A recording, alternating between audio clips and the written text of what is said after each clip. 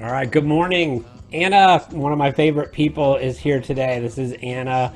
She is awesome and glad to introduce her. This is, of course, Resolute Live, and we have started this video service to provide information for folks that we hope will help, and we hope it's not going to be boring to do so. So we have friends that come on to talk about various topics. We get asked to do a lot of webinars and such, and realize that the format somewhat is not always real helpful. So we decided to try to put out some info ourselves, and we are fortunate to know a lot of smart people. So luckily, we'll do that. We've got a kind of a tough topic today. Anna, what are we going to talk about today? We are talking about purpose. Yeah. So so good morning, Andy, and thanks for having me this Sure. morning. Awesome You hair, by know, the way. we're we were having a great conversation last week about that. What does it feel like to be part of something bigger than yourself, where the entire team is just energized towards a common goal, towards a common purpose, and it just becomes prevalent throughout the entire organization. And it comes down to having a clear company purpose. And so it's something that, of course, you and I have talked about many times over the years, and it's a passion of ours and something we'd like to help companies to do and do more of. When we first started talking about doing this, I thought this was going to be easy. It was like, oh well, we know this topic pretty well, and we talk about it an awful lot. And you and I are both very passionate about researching companies that have purpose, and it's taken me years to kind of be able to articulate this well. When I first heard about having a company purpose, I was very excited about it. I think I first saw a video, Simon Sinek talking about start with why, which kind of really started my journey into trying to understand this. And then I got so stoked about looking at other companies.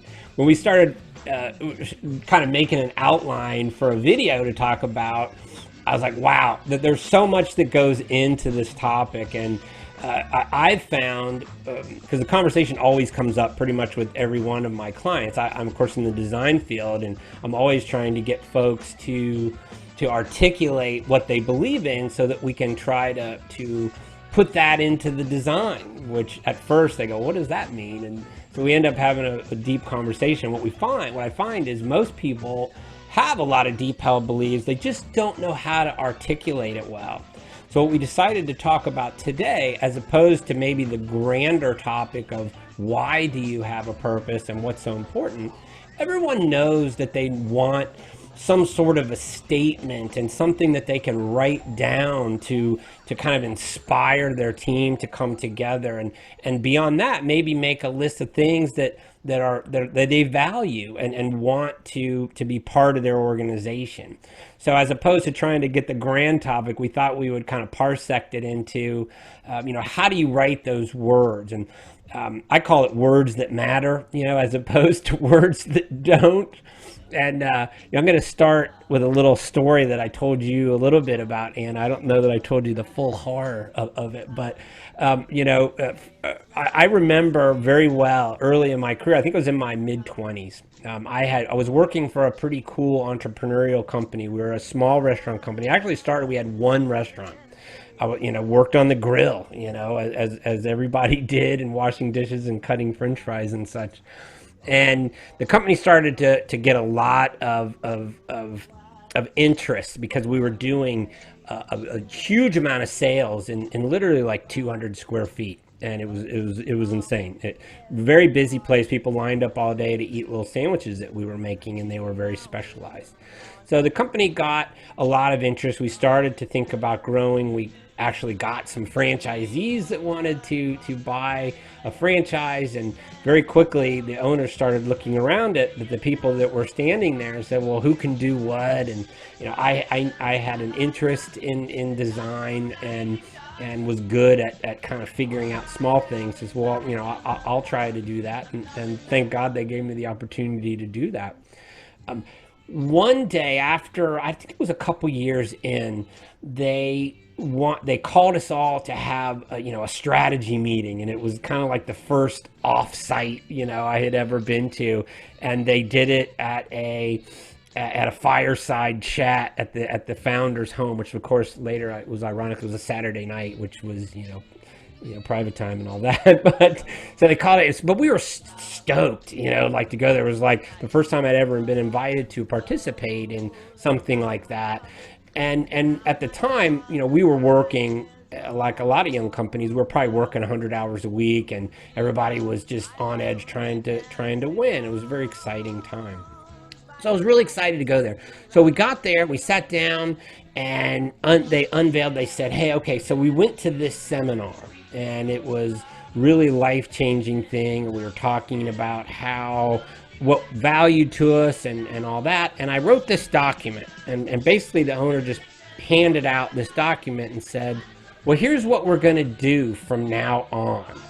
And it was such a letdown because, first of all, we just looked at the document and said, okay, so we're done. And he goes, yep, this is how we're going to run the company from now on. So none of us felt like we were involved in it at all. It was very much a personal statement about how the owner, and honestly, I don't even remember it. And that's why. I don't remember why, because we never came up with anything that inspired any of us. And then the result was actually worse later, because then it became kind of a joke between us and the company. We're like, oh, they came up with some thing. They called us cast members instead of, employees or whatever. And it was all just kind of like a bad joke. And so for years later, when anything would happen, someone would go, well, remember, you're a cast member or whatever. So there was all these little keywords that were brought out as jokes about how the company didn't really matter, and they didn't have a purpose that cared about anybody. And it was a big letdown. Yeah, when there's tremendous emotion involved, like you were excited, I was so that's the excited. memory. The memory is the letdown, right? And the memory is everyone, and when people start making jokes, they become just words on the wall, Hmm. right? It doesn't become something that you live. I had an experience where it was an evolution. I was working with a large Fortune 150 company.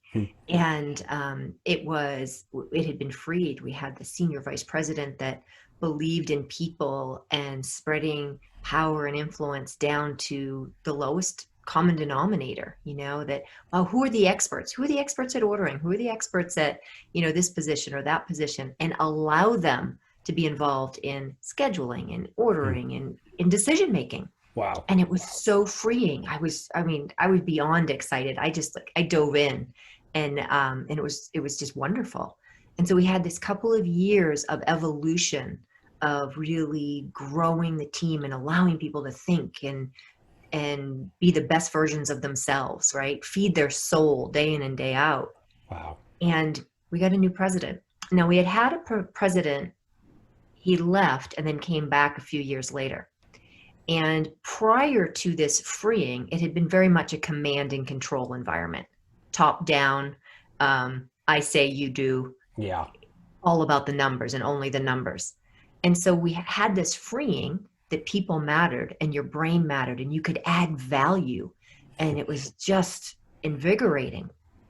So I'm having dinner with the new president. We're touring some locations and we're having this conversation. And he pauses, and with dead ass seriousness, he pauses. He said, the problem with this company, Anna?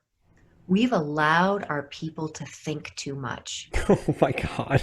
And I was like, I'm like looking around for the camera. I'm like, wait a minute. What the fuck did you just say? Yeah. I'm like, you've got to, yeah, we've allowed our people to think too much. And at that very moment, Wow. okay, I had been many, many years with this organization. At that very moment, I said, I'm out. I'm done. And like, it was like a light switch. I couldn't go back. You couldn't put me back in that box. I wasn't willing to go there. And it was just this screeching halt from that point forward. So purpose and culture matter. Wow. I mean, you're so lucky that you got to work at a place that actually had it for a while. I mean, Yeah. the reality is that so few places have a culture that you want to participate in, or even, don't even use the word culture, have an atmosphere that makes you want to be there, which is the goal, or should be the goal of anyone who's running a company. You want people to want to be there, want to participate and share their strengths, and share their gifts, really, because everyone has them, right? And um, I think that one of the key components when we talk about how to write words that actually do matter, you just kind of you touched upon it. You were inspired. I was inspired when I thought about the opportunity to have one. So whatever you bring away from a lot of this, whatever you write needs to have an emotional connection to folks. It's not enough to write a statement that is doesn't inspire. And you pretty much, it's easy to do. Once you come up with something, give it to somebody who has nothing to do with your organization, and then watch them when they read. If they read it and go, okay. Or do they read it and go, oh my God, I would love to work at this place? There's your gauge, right there. It like nails you at an emotional level. And there are so few examples in the world where that happens. There are some, and people pull out some of the visionaries of our time that come up with amazing ones. I'm going to tell you one right now, which is Steve Jobs. Even though he wasn't a good leader as a people person, he was able to articulate a vision that was so compelling that people were hit by it emotionally. His original vision said that he wanted to make a contribution to the world by making tools for the mind that advanced humankind.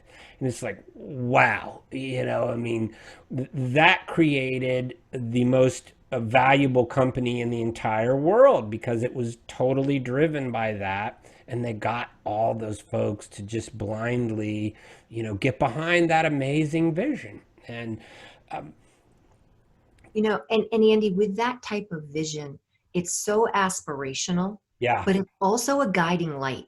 Mm-hmm. I mean, it helps you to say, no matter what position you play within that organization, it helps you to say, that's what I'm here to do. So no matter what my role is, how do I help to make that happen? Mm-hmm. Yeah, and when you quote Steve Jobs and other really well-known people, one of the tendencies I've noticed is people hold folks like that are so visionary in such high regard. They feel like I can never create something that sounds that awesome, but I don't think that's true. I think that people can create a thing that matters to them, and they can create something like that. It may not change the world, the way his aspiration was. And you don't have to hold your own standard so high. I mean, for me, my that's the way my mind works. Is like, oh, if I write a statement, it has to be the best freaking fucking statement in the world, or I don't want to show it to anybody. And that's really the wrong way to approach this. Put your heart into it, come up with something that's inspirational. You can always continue to work on it. It's a journey, not an end. When you're talking about creating something that works. You had wisely said, "Hey," because I tend to also try to do it myself a lot. And you and I were involved in something else together, and I wrote the whole thing myself. And it's a big mistake. You have to get your whole group involved because everybody needs to participate and feel part of it. Which, as I said, the most important aspect of writing the statement, in addition to it being all kinds of things, it has to inspire emotionally. Yeah. And I was part of a vision writing group or team at one point. Remember, the CEO did such a nice job of started with the leadership team and having a conversation. And he had a starting point. He came in the room with a starting point, but did such a great job of opening the dialogue, Hmm. right? How does this sit with you? What can we do more aspirationally? And the team evolved that statement. Then he went out to the team members in kind of town hall meetings and took that new revision. But at every step of the way, he opened the meeting with explaining what a purpose was and that it was aspirational direction. So we did a little bit of educating. Then they had the dialogue. And before they started, he also said, I want your input. And I, as the leader of the team, am going to adjust wording, language, Hmm. and boil it down from all of these words that I've heard. So your words may not be included, but they will be taken into consideration. Hmm. And so it was a really nice way to set the expectations up front, Hmm. and then there was this transition of how do you live it once the statement had been finalized. Yeah. It's a process, right? And Mhm. you are very good at helping guide through that process, and I'm hoping that we're going to work together on creating, and you probably have a lot of this done already, but a concrete process. That, hey, step one is this. I feel like I already have some of that, and I know you do as well. We need to get together and kind of put it in writing. Say, here's a way that we can help guide people through. I was also involved with a number of these kind of meetings and takeaways, and people would hire consultants and bring them in, and then they would come up. It was almost like they were driven to come up with it in one day, or hey, we're going to do this today, and then tomorrow at the end of the day, we're going to have this freaking statement, and then everyone's going to love it. But the reality is that that's not really how that's not really the best way to do it. If you bring everybody along on the journey a little bit, you're going to end up with a much more cohesive result, like your story. I mean, I'm sure at the end of that, everyone felt much more involved in it. What was really nice, a year later, 2 years later, if you were to ask, what is our purpose? Hmm. It could be recited, and because it was lived, and it was a part of. I want to tie back to what you said earlier, Andy, when you start to do a design, that you Hmm. need to understand what the purpose is. Yeah. For me, when I'm looking at coaching, or we're looking at menus, or we're looking at operations, or any of those factors, I feel that it's I can't begin unless I understand the purpose. Hmm. I can't begin if I don't understand the brand, because if because that is so true north for that Yeah. company, and sometimes founders aren't able to articulate it, or sometimes over the years, as companies grow and evolve and leadership changes, it gets lost, and it's just words on the wall. Hmm. Something you just said, we need, I think it comes up later. I'm going to parsec it right now because you said it. It's so common to run into a founder who has a strong personality, strong beliefs, but hasn't taken the step to articulate it. A, because it's hard for all the things we just talked about. It's hard to figure out what to say. They assume that everybody gets it because they're like, well, hey, I've already explained this, everybody gets it. But the problem with not writing it down is that it will be forgotten, and you can't be the 24/7 ambassador at all places. If you have one restaurant, is our we're in the restaurant industry. If you have one location, yeah, you're there every day. You can constantly direct that. The moment you have one more outlet, then the only way that other outlet is going to have the same vibe and the same values is to have them clearly articulated so everybody knows what they're doing there, and they're all part of it. And I think founders get lulled in, or leaders in general get Hmm. lulled into this sense of, they see how people behave when Hmm. they're present, and they believe that they behave the same way when they're not. Right. And that environment changes dramatically when they're present or they're not present. Hmm. And so that brand's ability, and all of the people within it, to live the purpose and represent the purpose, Yep. may not be as they so desire, or they Definitely. may not have a real handle on the consistency of that. Definitely. Well, I want to dive into how to actually write the words. And in order to do that, we already said that they need to be inspiring, Most companies already have some kind of words that, however they got them. Somebody articulated it. Unfortunately, a lot of people just hire a marketing firm. I was looking at the company I was originally talking about. They actually hired a marketing firm. I just looked up their website again. They have some complete bullshit statement, about passion and all kinds of stuff, but it means nothing. I know it does just by reading it.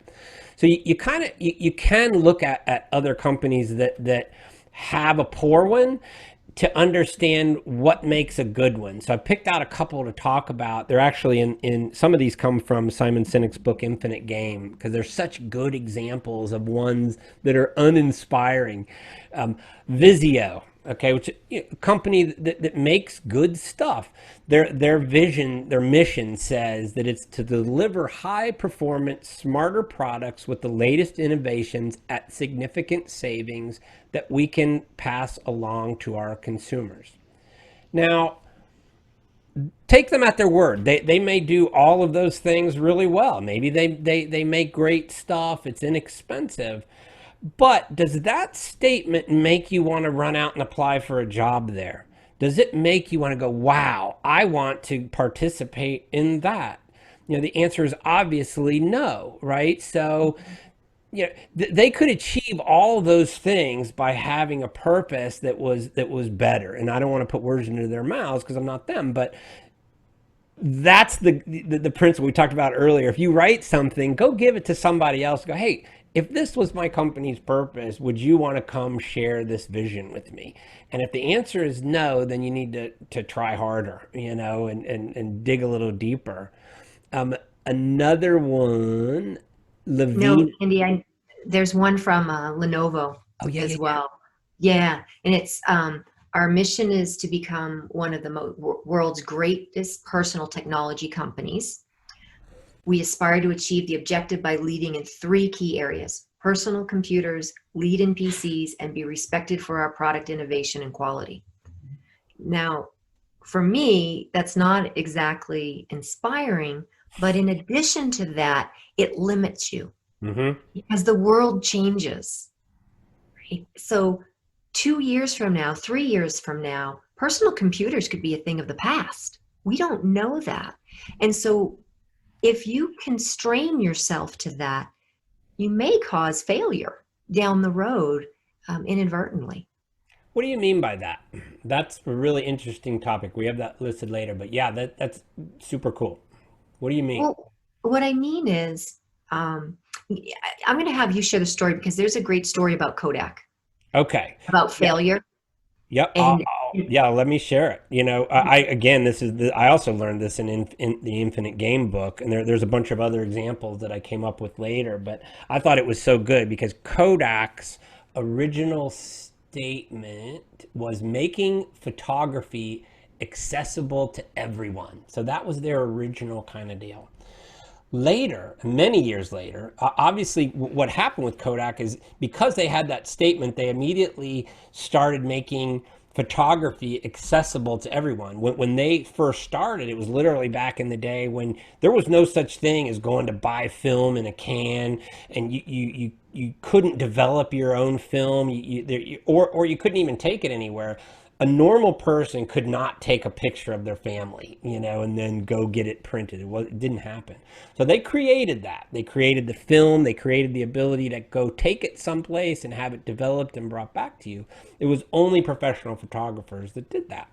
So later, they actually created, most people don't know this, they actually created the digital camera. They created the technology for a digital camera, made one. Here it is, boom. Some person at Kodak came up with it. They presented it to the president and the board. The board decided not to go forward with producing them and to keep it quiet. So they licensed the technology to Fuji, who, if you remember, Fuji put out the original digital camera, which Fuji and then Sony and a couple of other people came out with it.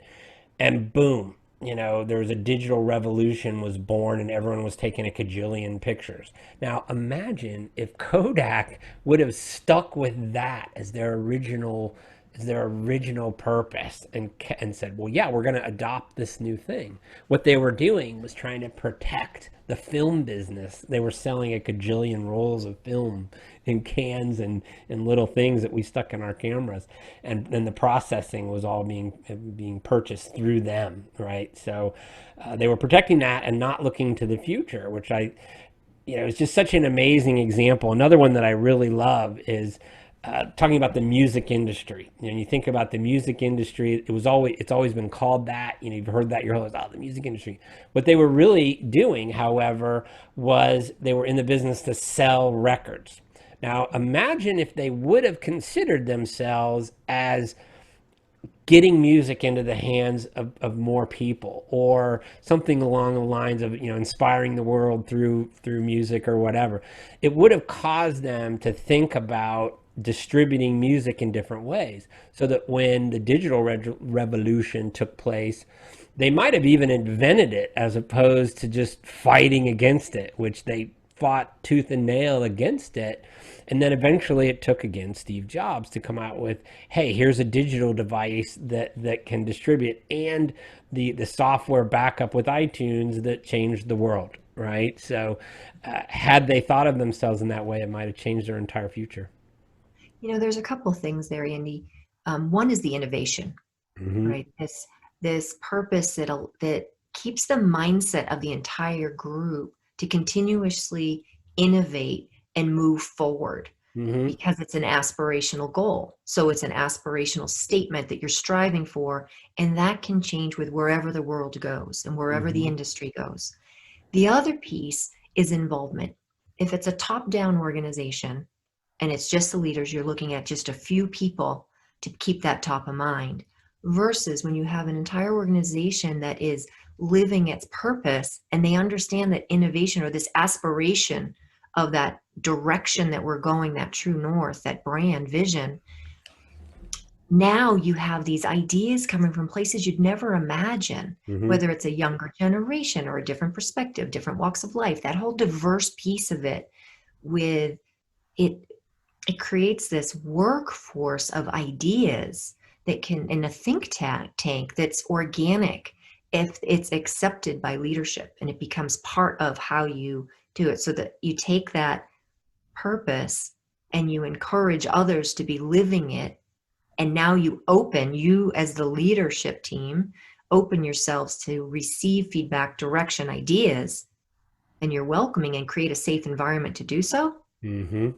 There's no stopping you of where that creation can go. Yeah, that it's like it's the difference between getting the entire team focusing on a goal. I've had this conversation in the restaurant industry with a lot of people, because they always say, well, how would that change the way I do things today? So I like Yeah. to tell them a story about, imagine if you went into your restaurant and everyone there was focused on the same things. Whether you're worried about costs, of course, and you're worried about a number of different aspects. We'll just take cost for a minute, because people love to talk about that, because it's a metric you can put your hand on.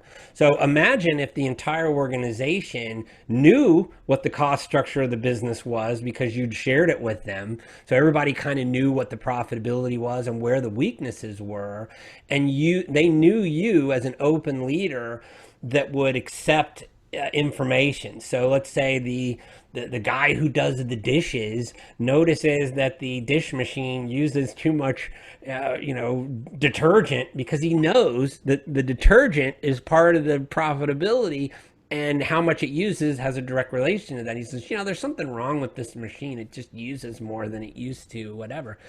And then other people are like, we have our napkins here at the counter, and people grab a whole bunch of them. If we put them on the tables where people could kind of grab them as they needed them, we're probably going to use less, and guests have it right in front of them. It's more convenient for them, and it helps our profitability. Uh-huh. But you're never going to get those ideas if you're of an organization that's not open, and if you don't have that. So I like that example, because it tells people the difference between when you get a group of people that are on a common focus, because they understand, where they're coming from. You're going to get everybody in the organization on your side. Yeah. So we have a bunch of other great examples of ones that are good, and I'm going to put a link to all these. We're probably actually going to post a link to maybe the notes for this whole thing, so people can kind of go through it and look at it. Lego Company has a really great one. I loved Legos when I was a kid. I bought a cajillion Legos for my son when he was growing up. I never realized how I always knew they were an innovative company, but they're not about creating toys. That their stated objective is to innovative play experiences to reach more children. So they're constantly trying to come, okay, so how do we reach more children with innovative play? So that causes them to create all kinds of innovation around their own product as well as others. I thought that was a really cool one. Yeah, Bill Gates has a great one with empower people to be able to achieve more. Mm-hmm. So think about that one for a minute, because a lot of people are, are down on Microsoft, but their original, I mean, that's a pretty powerful statement when you think about it. I mean, they created a whole bunch of very useful software that did empower people to achieve more. It did exactly that. Excel, while it's, a boring business program, it's the standard and has been forever because it does just that. Yeah. It's pretty awesome. Some more aspirational ones. There's a company called Barry Waymiller who you've heard me quote a cajillion times because they're such an inspirational company. They measure their success by the way that they touch the lives of people. Now, that statement is often misconstrued and people say, "Oh, well, they're not concentrated on profit." The funny part of that is it's 100% opposite because they have such an intense focus on people. They've involved their entire company in it. What they quickly realized is that in order to do what we want to do, which is touch people's lives, we have to have incredible business metrics set up around our sustainable, resilient business model, or we're going to fail. So it caused the exact opposite of the kind of the grief you might get from folks that are concentrated very much on their team members to do the exact opposite. They actually are so focused on their business metrics. They now own like over 100 companies. The company originally started out just manufacturing stuff for Anheuser-Busch. Because of their values, they said, okay, we have to diversify. We have to get into other markets. So they said, okay, we're going to create a resilient business model that's able to last the test of time and that provides security and safety for everyone who works here. So that caused them to create an amazing company that their profits have not gone like this over years. It's just a steady, constant increase of productivity and profitability.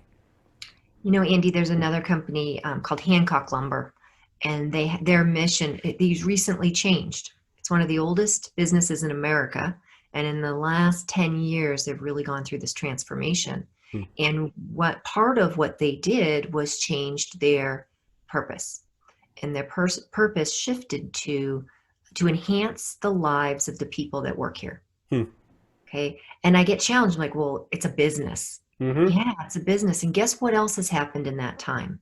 They have, for 7 years in a row, have been one of the best companies to work for in Maine. Their profitability in the last 10 years is more than in the last 100 years. Wow. And yeah, okay, that's a wow, that's a business metric.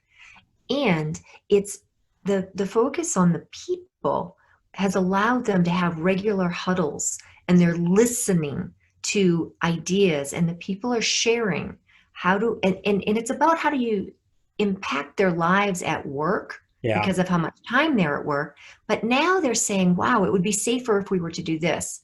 Or did you think that if we shifted um, our shop around a bit, we could be more productive? And so they're listening, making changes, going back, evaluating, listening, making changes, and evaluating.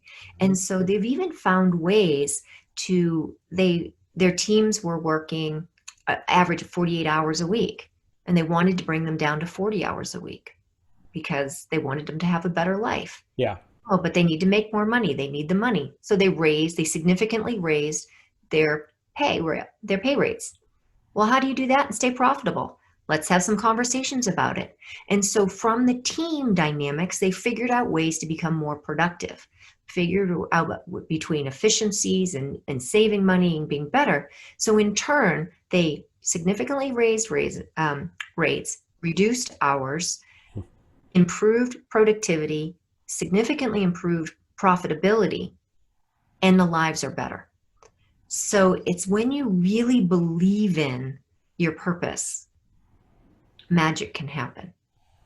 Definitely. And that magic is not theoretical. As you just pointed out, it's what we were saying earlier is when you get an entire team who understands where they're going, they can meet that need. So if you're a company that's maybe you're hemorrhaging cash, I've always found it very interesting that people don't share the numbers, and we're going to do a whole nother series. I asked Nick Cirillo, by the way, to come on. He's agreed, and Oh, good. super excited because Nick is a restaurateur that has shared his numbers with everybody, and nobody understands what their numbers are. No one shares it. And so imagine if you were a company that's hemorrhaging cash and you were in dire straits and you're thinking about laying people off or making all kinds of things, and you don't go to your team to tell them here's where we're at.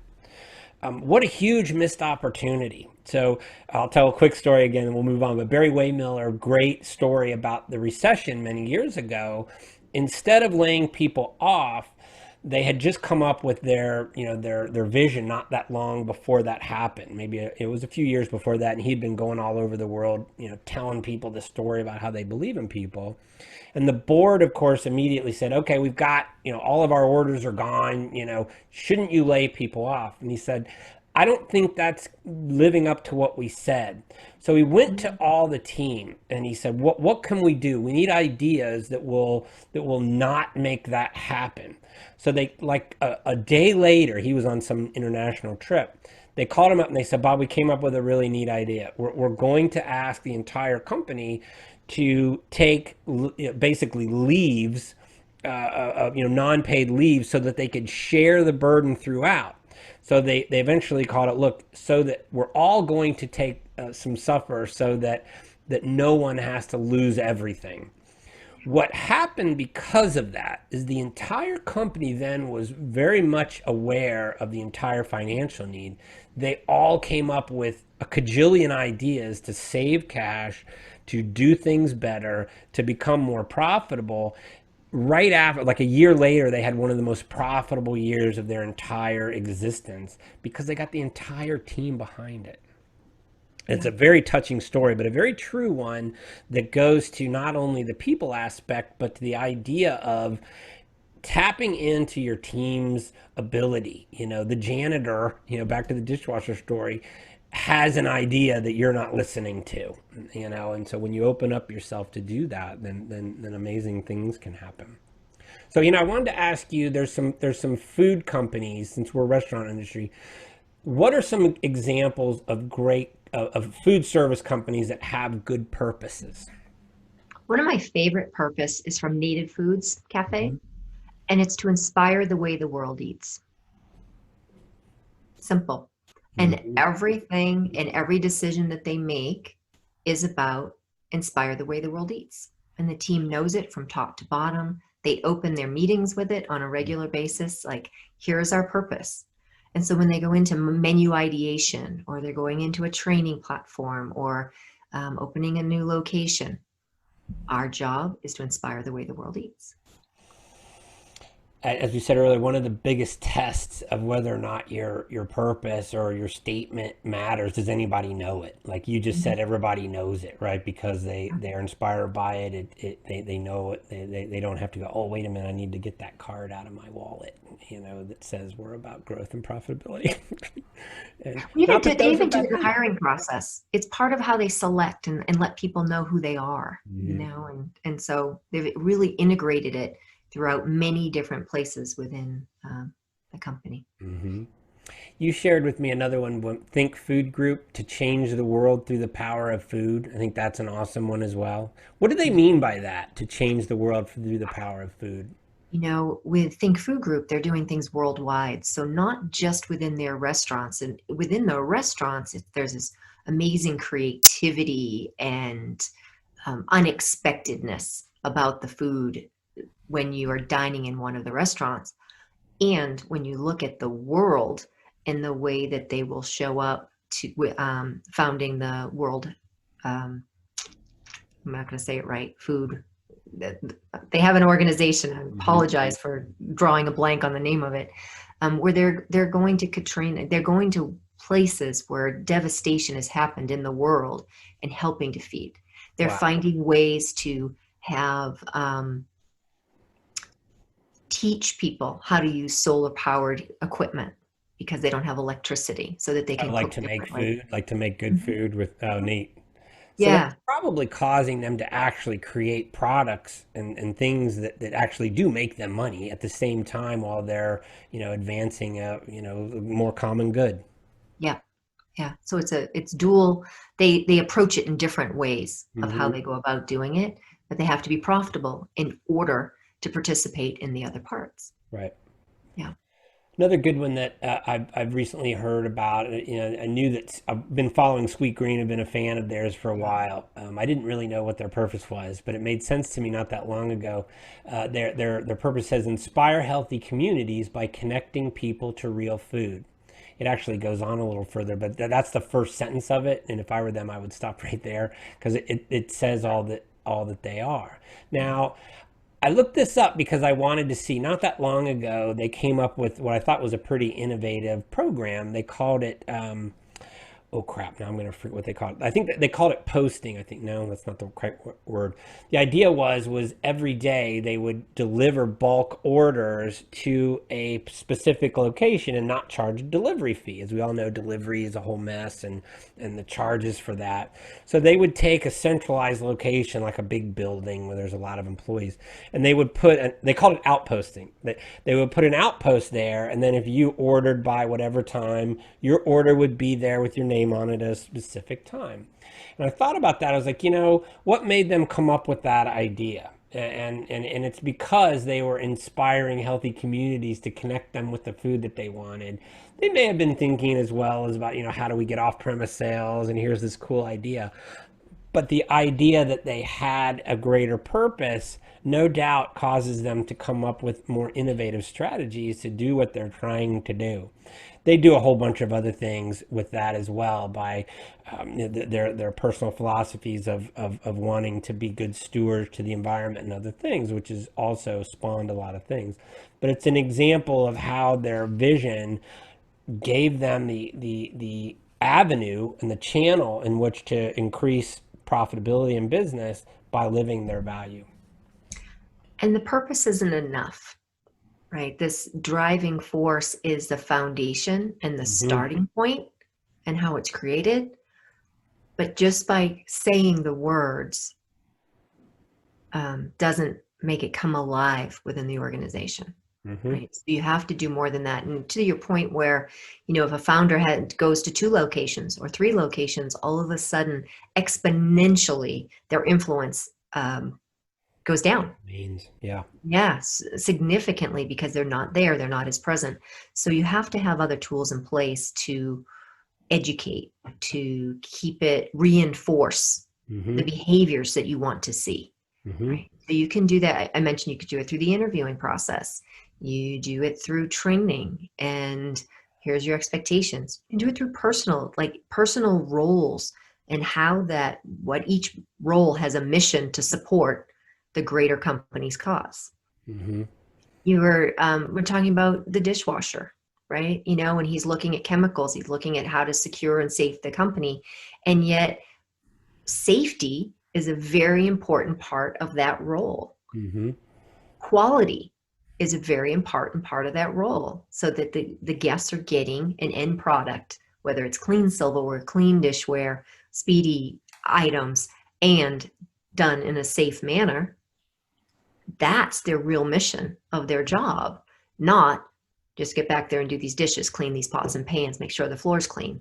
No, our guests need to be safe, and they need to be assured that they're in the right place and we have this quality environment that's going to help us read, to inspire the world eats, or to whatever your purpose is. Mm-hmm.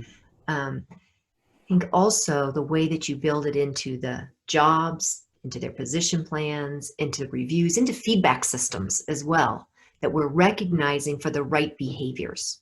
Mm-hmm. We're recognizing behaviors so that when somebody, if innovation is part of our purpose, that we are embracing when new ideas come our way. Mm-hmm. And our leadership understands that that's part of their role, is not only to live and go in the direction of that aspirational purpose, but to foster it Mm-hmm. along the way at every chance they get.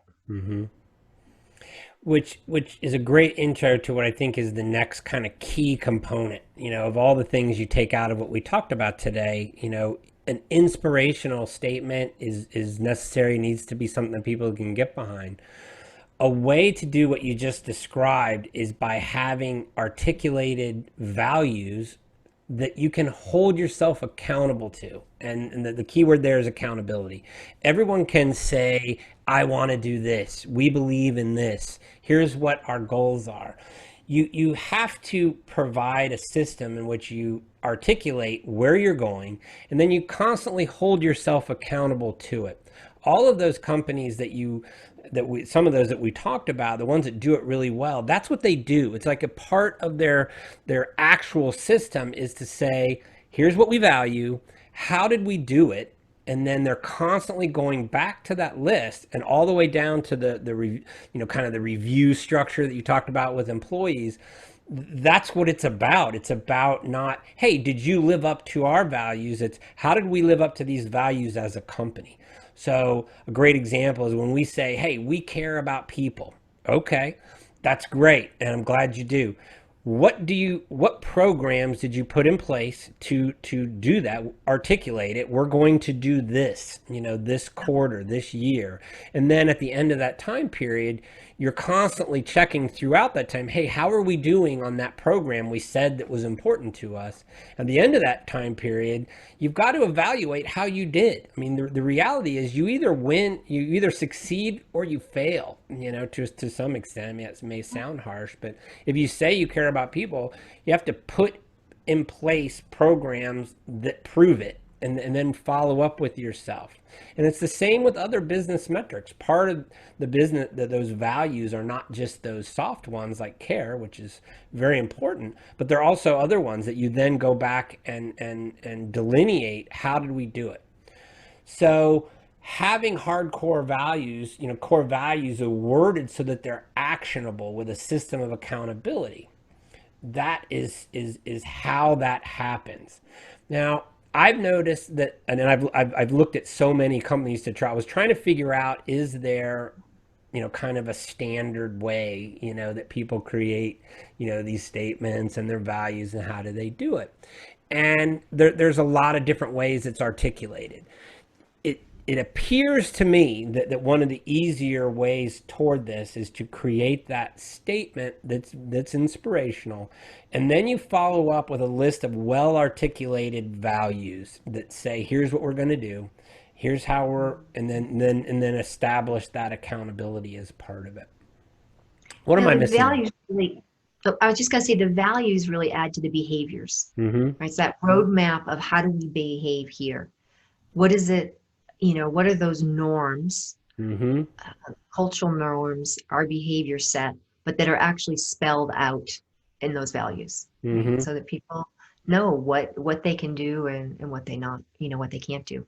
I worked with a company a long time ago, and they had on their values, it was just very, very simple. It was guest, employee, investor. Like, it was three things. It's like you make your decisions in that order, no matter what. And so from a front line, when I was a hostess, very, very early days, if I had a decision to make and there wasn't somebody around to ask and it needed to be made, okay, is it good for the guest? Yes. Is it good for the employee? Is it good for the investor? And you made it in that order. Mm-hmm. I remember many, many years later, being promoted into a senior position. And I went to my boss and I asked that. I'm like, well, now that I'm in this role, should I be going investor, guest, employee? because that's what I saw my peers doing. Yeah. And so I asked that question. Like it felt uncomfortable. And he kind of laughed at me. And he's like, Anna, you're in the position because you operate from a place of guest employee investor. I'm like, okay, that's all I needed to hear. And on you go, you know. And it's not that the investor isn't taken into consideration. And I don't want to minimize that part. Mm-hmm. We, any business cannot continue to do business if they're not taking into consideration the financial aspects of the business. Mm-hmm. But it's how you go about doing it, right? Yep. If you start with the people, you start with what's most important to your purpose, whatever that may be, and you live it authentically, and you create systems that will support that and a financial model to do so, Mm-hmm. you'll be wildly successful and Mm-hmm. have happy people. Yep. Yep. And as we've said probably many times through this, and I've had a lot of purpose-filled leaders tell me this. They said, the constant thing that you get is people look at you like you have three heads when you tell them that my most important thing is my people, because they completely misunderstand what you mean by that. And they're like, oh, well, you're not concentrated on your end result, which is completely not true. Now, that's not to say that there's you still have to have an amazing, clear articulated, great business plan to go along with it. If you just go into business, you're like, oh, we're going to care about people all day. That doesn't equal a great business plan. You're certainly more likely to have a better result by having one. You have to have both. And that accountability back to it. Nick Cirillo, again, I mentioned earlier, has really well articulated values. He wrote a book called Slice of the Pie. We're going to have him on the show. He shared a lot of his philosophies. He's been doing this stuff for a long time. He's had really successful restaurants that are built on these philosophies. He shares his own. He shares his financial results with the team. He's got a bunch of kids running the business. That's what he says when you ask him. Because I literally have teenagers running my business, and they do an amazing job. And he's really well articulated the values, which is why I feel like in many of the companies that are so successful with it, they have those clear articulated values, and they're very we focused. They say we do this, we do that, because it involves all of them, and it's not just a word. There's a lot of vision statements or values that use a particular word. Like they may say growth, is our, I'm gonna give being the best is not a good word to use there, because it doesn't. Being the best statements like that are egocentric statements that put the company first and their vision. They don't help make the company relevant to those who buy from the company. In fact, and he mentioned the customers often offer any value comes at the end of the statement. So it's, when you think about that, it's the same as when a company says growth is what our goal is. Well, growth is an outcome, of doing a great job. You're going to be able to grow if you have the revenues to support the growth, and your focus is on doing what you need to do better, providing the value to customers first. They may have seized the chance to develop to the go for the mobile phone. Oh man, I'm reading a whole different thing here. It was an example. Sorry. But Oh man, Andy, we're going down the wrong path. it was an example of how that works. But the leaders of these growth-oriented companies often rattle off their strategies and targets for growth. But it's like explaining which highway and how many miles you would plan to travel when you're headed on a vacation. It doesn't paint the picture of why you set off in the first place to go where you're trying to go. So it's like asking your neighbor, "Hey, where are you going?" When I'm going on vacation. Okay, where are you going? He goes, vacation. No, where are you going? Okay, well, I'm going to go here, and we're going to go X amount of. Okay, I get that. That explains where you're actually going. Not, hey, we're going to grow. Which has always been a funny one to me. Okay, so where we are. So we're preparing to write. I think we're at common attributes. We talked about some of those.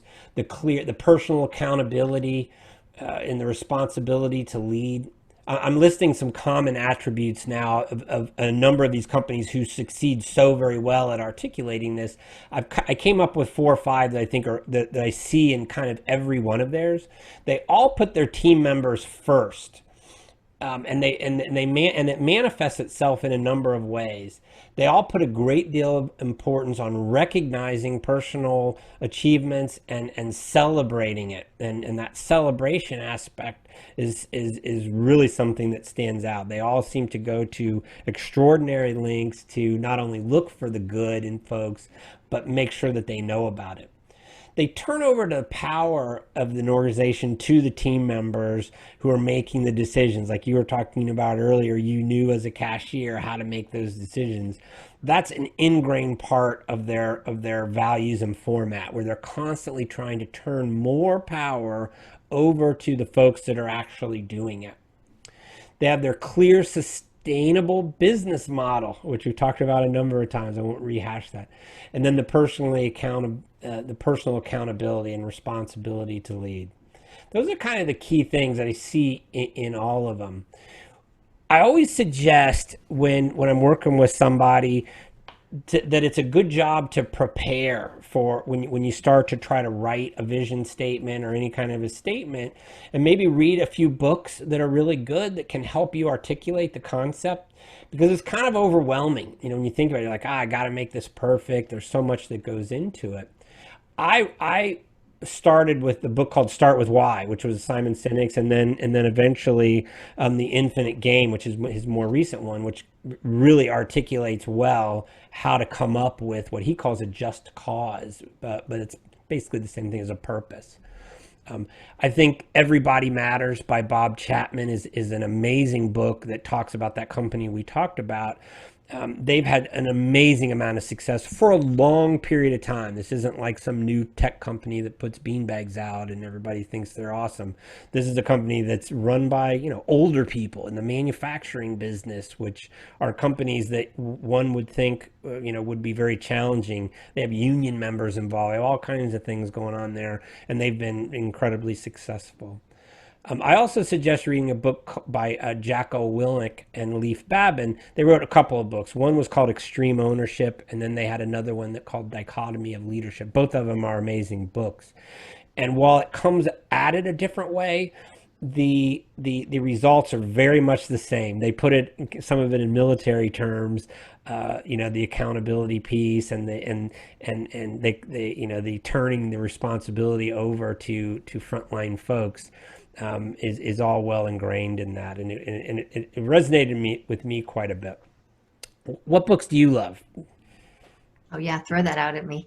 When it comes, we were talking earlier about turn the ship around. Yeah, I love that. I love And David it Marquez. just, for me, it just really sticks out. And it's not all directly about purpose, but boy, how to create this synergy towards a common cause with Mm-hmm. unbelievable results in a system that is not traditionally, it's traditionally top down. And it's Mm-hmm. talking about the military, itself, and then how does that spread? So Mm-hmm. that's one of my favorites. You've mentioned a number of them already, I, but when it I comes to love purpose, I think those. I love David Marquez as well, and I've often used that as an example in people in the hospitality industry, because it talks about how do I change my behavior today to start down that road. And David Marquez is really good at articulating how to do that. There's another book that's called Present Moment Awareness that also is great, but it's about for the leadership, for the leader themselves to be present.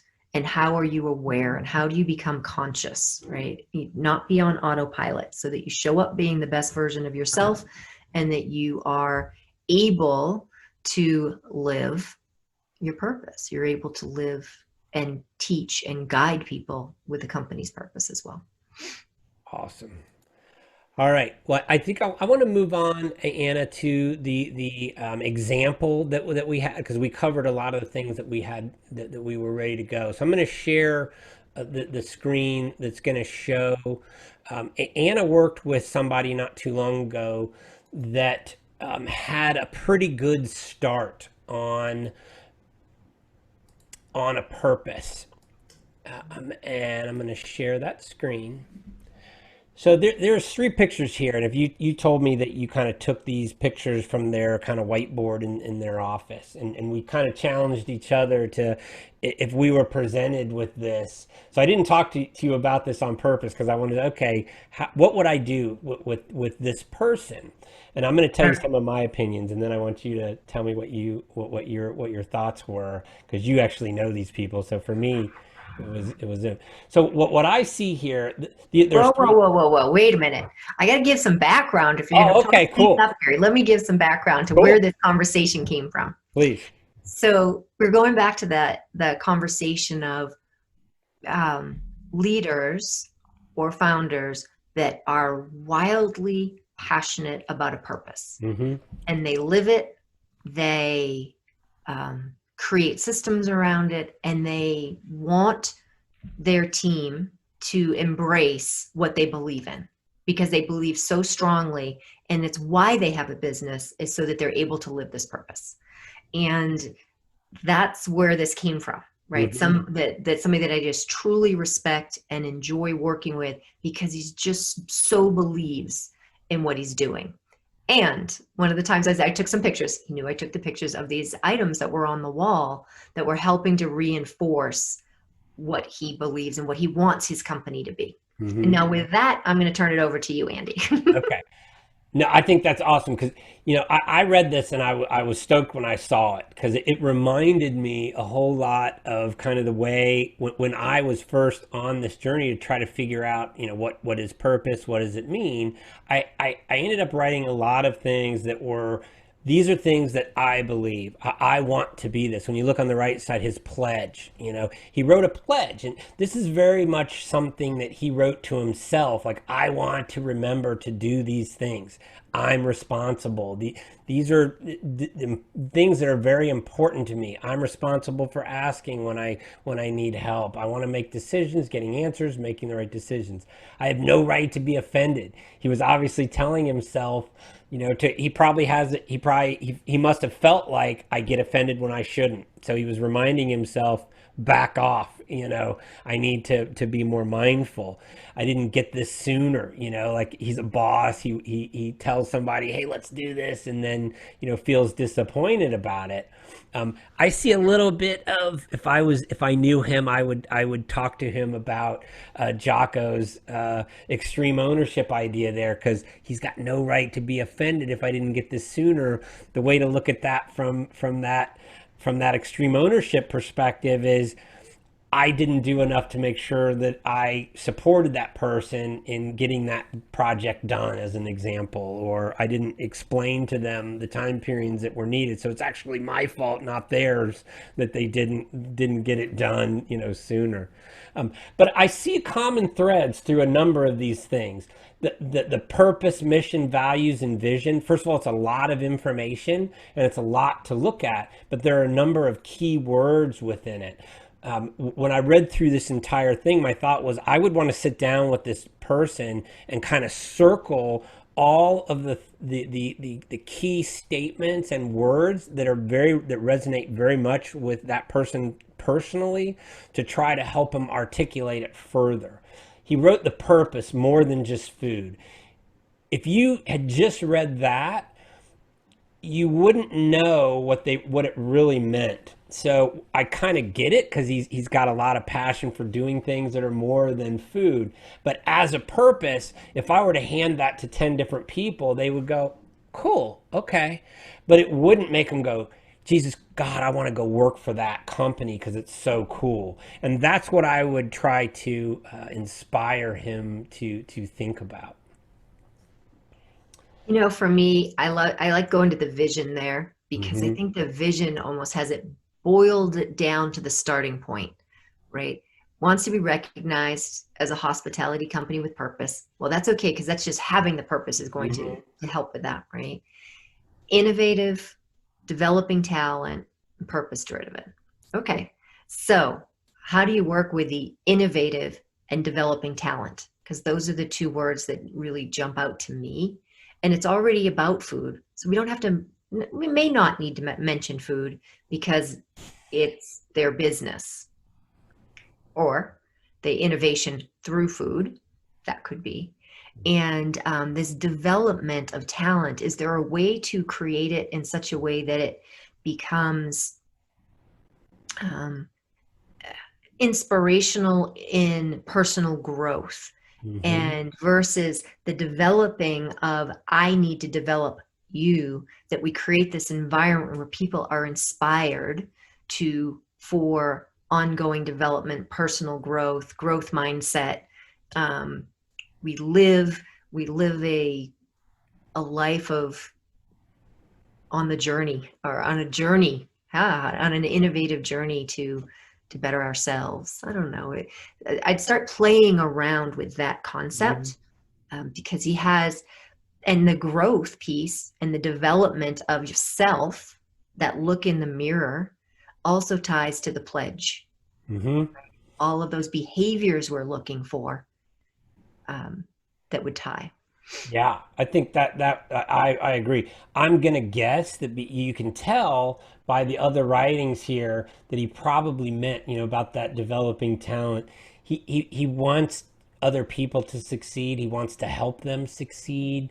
Most likely, I mean, I'm putting words in his mouth, but I would be asking him to articulate what he meant by some of those words to help him then articulate that purpose statement that really said what he meant, and going back on, and while you're keeping in mind what those attributes are, right? That it's for something, that it's positive, affirmative, that it's inclusive, service oriented, resilient, and idealistic.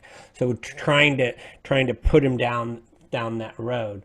The other thing I noticed right away is on the left side there, he's got a list that I stay connected, I value, I ensure, I cultivate. Again, it's a person who's writing personal convictions. You can tell that these are deeply held beliefs of his, and it's, to me, this reads a lot like a great start at a list of values. If I were advising him, I would say, you need to sit down with your team and say, here are the things that I value. What do you value? And then kind of whiteboard all of those values that they wish to create as a company, and turn them into we statements instead of I statements. Because right now this is again his vision for how he wants to behave, but it's not inclusive, so it's okay. So I'm sure you would like people to choose calm over chaos. You want your employees to thrive. How do we create those into we statements that involve everybody? um, I think this is such a good start because he has so much articulated that I'll bet you this is, on the rare occasion someone's actually tried pretty hard. You could probably get together with their team in a day and narrow this down some, and give them a little time to chew on it, and then come back, and help them come up with a purpose and values that were more articulate. Because there's too much here. Um, you need, as you stated earlier, you knew what the vision, or what the purpose was, and everyone knew what it was, and how powerful it is if everybody knows it. So you got to be on a word budget and break it down to a purpose that everyone can articulate, so they just know it, you know? Andy, there's a really fun exercise. It's painful fun, whichever way you want to look at it, where there's a whole list of words, right? All value statements, or all Yeah. value words. And you start, there might be 50 of them. And you're like, okay, you have Mm-hmm. to pick your top, everyone gets to pick their top 10. Right now, you have to go back to those top 10, and you have to dwindle it down to 5. Right. And then you have to dwindle it down to 3. Right. And what is it, and you ask yourself, what could I live without? Could I live without this value? Kind of, and you're constantly asking your question. It becomes very, very difficult when you're thinking about yourself and what you're willing to live with or without. And when you have it narrowed down to the 10, you can put all of those 10 up on the board, and you start compiling a team or a leadership team. From the strategic side, I think you have to start there, really strategically. What is that guiding light? And then widen it up to, a bit larger of the Mm-hmm. leadership team. But Mm-hmm. it can really take something like this that has great list of values, and help you to dwindle it to what is it as a company that we can't live without. And you have it down to those 1, 2, or 3 items, that ties and will help you to link to that purpose. Yeah, I think that's a great way to come up with the purpose, because the purpose isn't meant to incorporate every single value, right? I mean, what it's supposed to be is a statement that represents that future that you're not at yet, and it paints a picture of a world you'd like to be in. The values can then be articulated uh, to define what you mean. It's not good enough, for example, to write words. Like a lot of companies have values that say we value integrity. Okay, that actually doesn't mean anything by itself. That's just one word. You have to make turn that into a sentence that actually defines what integrity means. And there are much better ways to do that, by the way. It's just like the statement of saying, okay, we value, any, just pick any word. It's not enough. You need to create them into words that can then create a statement out of each one of those individual values, that are statements that you can act upon. Nick does a great job of explaining that. I should have put his values up here to thing, and I'll put a link in the notes so people can find his articulated values, because they're very good, Yeah, and a very yeah, good they're way. excellent. Okay, good.